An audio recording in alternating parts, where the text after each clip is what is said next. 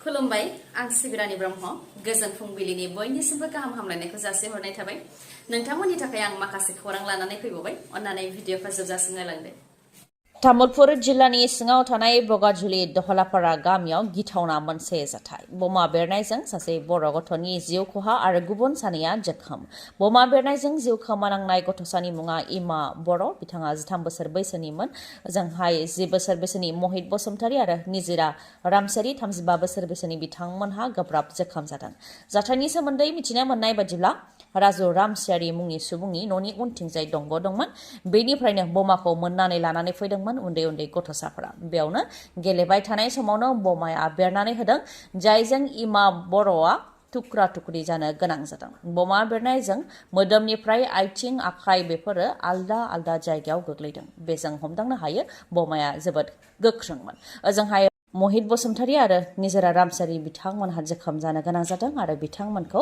कुमरिघाटा state डिस्पेन्सारि देहा फाहामसालियाव थिसननाय जादों पुलिसा जाथायथिलियाव थांनानै नायबिजिरनायनि खामानिखौ मावहैदों आरो पुलिसा फोरमायथिनाय बायदिब्ला दरंगा मिलिटारि स्टेशननि उनथिं दोंसे दंग दं आरो बे दंगनि दैयानो राजु रामसियारिनि न'नि साखाथिजों अदेबानि उनथिंजाय बोहैबोयो बेनिखायनो बे बमाया दरंगा मिलिटारि स्टेशननिफ्राय फैनाय जानो हागौ होननानै सन्देह खालामदों आरो बेनि सायाव नायबिजिरनाय जागोन होननानैबो फोरमायथिदों पुलिसा माखासे इउनिसेक्स सेलुनफोराव गोबां गाज्रि खामानि बा समाज बेरेखा खामानि जायो होननानै जों खोनाबोबाय थादों गमामायैनो माखासे इउनिसेक्स सेलुनफोराव गाज्रि खामानि बा देहा फालांगिजों सोमोन्दो थानाया सोराङाव फैदों बङाइगावनि बिअसि गेटआव थानाय विंस इउनिसेक्स स्पा एन्ड सेलुनाव बङाइगाव पुलिसा हरखाबै रेड खालामदों बा सिग्रोमदों जेराव देहा फालांगि खालामनायनि सन्देहआव 7 हिन्जावफोरखौ हमदों आरो 2 हौवाखौ हमदों गासै 7 हमदों बङाइगाव पुलिसा हमजानाय 2 हौवाफोरनि मुङा फारियै पवन शर्मा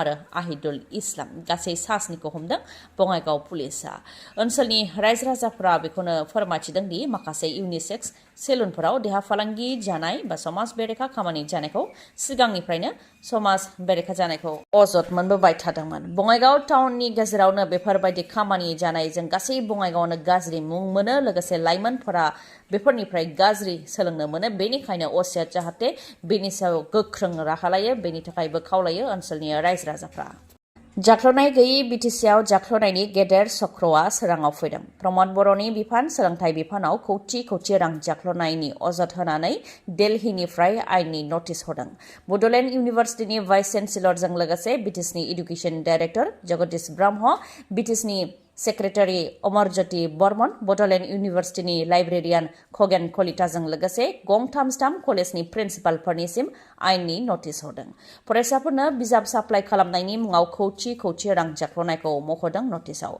4 कौटि रांनि जाख्ल'नायनि नटिस हरदों क'क्राझार जेडि र'डआव थानाय फालांगिरिफोर जायफोर बिजाब साप्लाइ होयो बिथांमोन प्रशान्त जैन राहुल जैन महित कुमार जैन आरो गौरव जैन बिसोरनि गेजेरजों गेदेर रां जाख्ल'नाय जानायखौ नटिसआव मख'दों 500 रांनि बिजाबखौ डुप्लिकेट खालामनानै 15,000 रांनि फानदों साप्लाइनि मुङाव बेबायदि गेदेर जाख्ल'नायाव director of education BTC Jagdish Brahma Rahul जैननिफ्राय 6 लाख रां लादों बिटिसिनि सेक्रेटारि अमरज्योति बर्मन बिथाङा बिटिसिनि प्रिन्सिपाल सेक्रेटारिनि जानानै 5 लाख रां कमिसन लादों आरो बड'लेण्ड इउनिभार्सिटिनि लाइब्रेरियान खगेन कलितायाबो बे जाख्ल'नायाव मैखोमै लोब्बा दं होननानै आयेननि नटिसआव रोखायै मख'दों सोलोंथाइ बिफानाव जाख्ल'नाय जानायनि हेंथा गसंदों बिपिएफ दोलोनिफ्रायबो लाइमोनफोरनि केरियार आरो सोलोंथाइखौ लानानै जाख्ल'नाय खालामोबा बेखौ सहायनाय जानाय नङा होननानै बुंथिदों जायनाखि गरिब नखरनि फरायसाफोरा मुंखौनो थिसननो हाया नाथाय 500 रांनि गांसे बिजाबखौ 15,000 राङाव फानोब्ला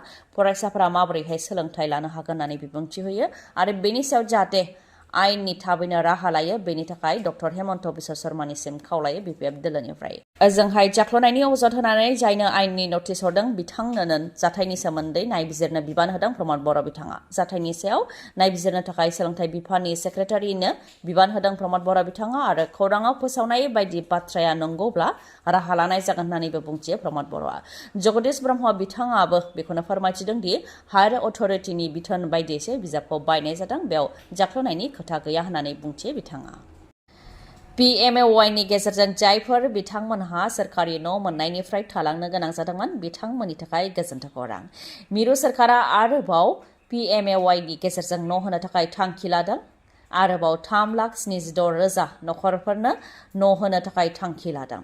मिरुनि मन्त्रि शिवराज चौहान बिथाङा बेखौ फोसावदों। मन्त्रि बिथाङा आसामाव दावबायफैदोंमोन आरो बिथाङा आसामाव दावबायफैनानै 3,76,000 सुबुंफोरनो गोदानै न' होनो थाखाय थांखि फोसावदों आरो बेनि लाइजामखौ डक्टर हेमन्त बिश्व शर्मा बिथांनो गथायदों। 2018 मायथाइनि लिस्टआव जायफोर बिथांमोनहा थालांनो गोनां जादोंमोन बिथांमोननो न' होनाय जागोन होननानै फोरमायथिदों मन्त्रि बिथाङा। बेनि अनगायैबो सिगांनि समफोराव माखासे होनाय नियम निति बेफोरनि सायावबो रेहाय फोजोबदों। जेरै सिगांनि समाव दानफायाव जायफोर 10,000 बा बिनि बांसिन रां आरजियो बिथांमोनहा पाक्कानि न'खौ मोननो हानाय नङा होननानै मख'नाय दंमोन। दा 10,000 बा 10,000नि बांसिन रां आरजियोबाबो बिथांमोनहा मोननो हागोन।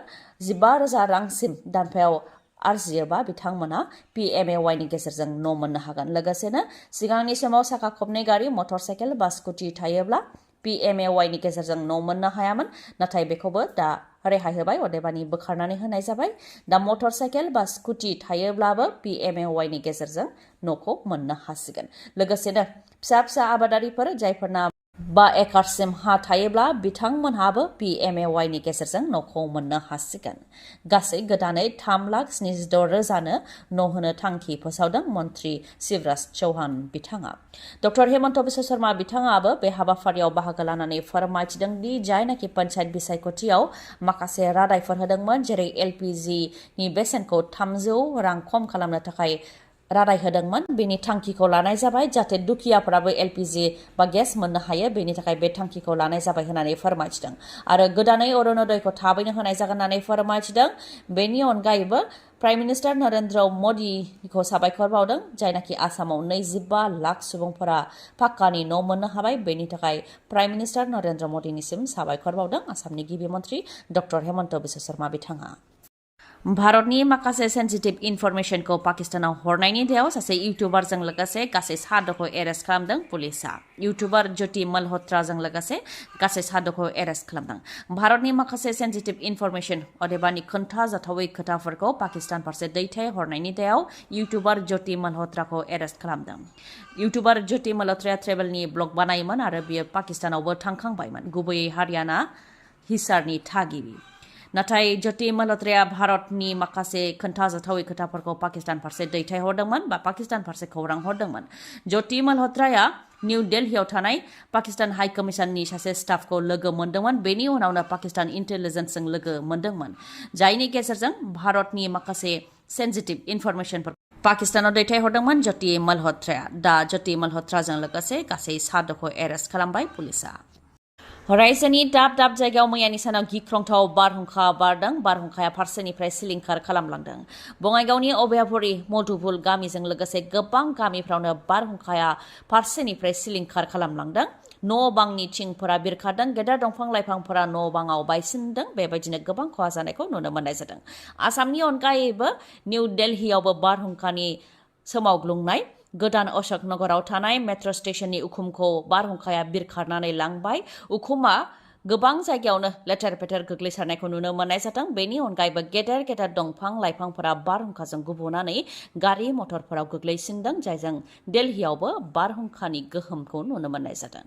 रायजोआव 90 बांलादेशिखौ हमनो हादों पुलिसआ। इटा बानायग्रानिफ्राय 90 बांलादेशिखौ हमनो हादों मथुरा पुलिसआ। 90नि मादाव 37 हौवाफोर, 27 हिन्जावफोर आरो 28 गथ'साफोर। भारतनि भेलिड डकुमेन्ट लानानै खामानि मावगासिनो दंमोन बांलादेशनि 90 सोद्रोमाफ्रा। खम राङाव खामानि मावनायनि थांखिजों बांलादेशनिफ्राय आयेन बेरेखायै भारतआव हाबफैदोंमोन आरो आयेन बेरेखायै भारतनि फोरमान बिलाइफोरखौ बानायनानै इटा बानायग्रायाव खामानि मावगासिनो दंमोन। बे दायावनो मथुरा पुलिसआ 90 बांलादेशिखौ हमनो हादों। हमजानाय 90नि मादाव 35 हौवाफोर, 27 आइजोफोर आरो 28 गथ'साफोर। बेबायदिनो गुबुन गुबुन जायगाफोरावबो बांलादेशनि हेंथा गोख्रों सेबनाया जागासिनो दङ। आफां आसामनि देरसिन मेगननि फाहामसालिनि मादाव गंसे बङाइगाव थानाय आइ हस्पिटालाव असिटि मेसिन सौफैबाय, जायनि गेजेरजों मेगननि जेंनाखौ हमदांनाय जायो आरो फाहामथाय होनाय जायो, जेरै मेक्युलार डिजेनेरेशन, डायबेटिक रेटिनोपैथी, ग्लुक'मा आरो मेगन सिंनि दुखु मोननायखौ हमदांनो हानाय जायो आरो फाहामथाय होनाय जायो। असिटिनि अनगायैबो गुबुन गुबुन सार्भिसखौबो मोननो हागोन, जेरै कर्निया, मेडिकेल रेटिना, ग्लक'मा इभेलुसन अकिउल'प्लास्टि फार्मासि आरो अप्टिकेलबो दङ बेनि अनगायैबो सानाय गैयालासे सुथेनाय गैयालासे इन्जेक्सन गैयालासे कम्पिउटार पेकनि गेजेरजों केटारेक्ट सार्जारिबो खालामनो हायो आइ हस्पिटालाव डक्टर रुमि दास डक्टर आशराफुल आलम आरो डक्टर मेघाली शर्माखौ नोंथांमोनहा मोननो हागोन डक्टर रुमि दासआ तामिलनाडुनि अरविन्द आइ हस्पिटालनिफ्राय फैगोन बिथाङा कर्निया आरो केटारेक्ट स्पेसियलिस्ट MBBS MS अप्थालमलजि आरो टपिकल फेक' सार्जारिनि एक्सपार्ट बिथांजों लोगोसे MBBS MS आइ स्पेसियलिस्ट अप्थालमलजि फेक' सार्जन डक्टर आशराफुल आलम आरो MBBS MS आइ स्पेसियलिस्ट अप्थालमलजि डक्टर मेघाली शर्माखौ मोननो हागोन खम बेसेनावनो नोंथांमोनहा फाहामथाय लानो हागोन थङा जाहैबाय बङाइगावनि लवार आसाम हस्पिटालनि उल्था दिगाव थानाय बास स्टेन्डनि साखाथियाव कन्टेक्ट नाम्बारा 6900949900 गोजोन्थों दिनैनि भिडिअआ एसेनोसै गाबोन आरो गोदान भिडिअजों लोगो मोनफिनबावगोन नोंथाङा दासिमबो आंनि चेनेलखौ साबस्क्राइब खालामाखैबा अन्नानै साबस्क्राइब खालामदो लोगोसे लाइक कमेन्ट आरो शेयार खालामनो दाबाव गोजोन्थों